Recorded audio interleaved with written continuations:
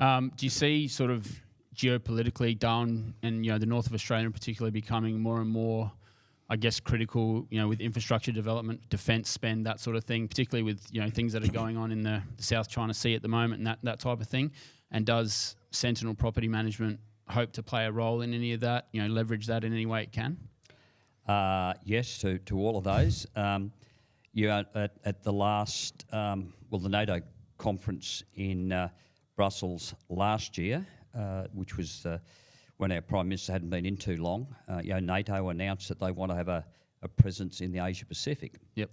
Well, for NATO to have a presence in the Asia Pacific, they just don't send a ship over when it runs out of fuel, go home again. Mm-hmm. They have to have a base. So if you have a look at the Asia Pacific region, where else can you go really apart from Australia? That all the other countries have numerous other, social issues or religious issues or whatever you want to call it. Yep.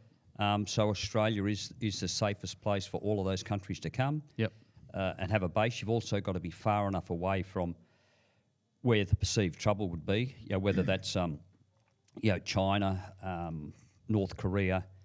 You need to be far enough away. Japan is actually the previous Japanese ambassador wrote a paper and said that Japan needs to have a substantial base some distance from Japan. So, at the moment when North Korea does their missile tests, the missiles actually go over Japan. Right. Well, if they happen to run out of fuel, or be they could just drop on Japan. Mm-hmm. So Japan has to be far enough away so they can retaliate. Yep.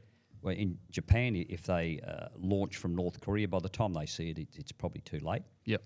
So, of course, we hope that never happens, but the best way to ensure you don't have problems is to be prepared for it. So, I certainly think that when you read those articles that Japan will have a substantial base in Northern Australia, and there's probably not a lot of options. You need to go somewhere that has got infrastructure.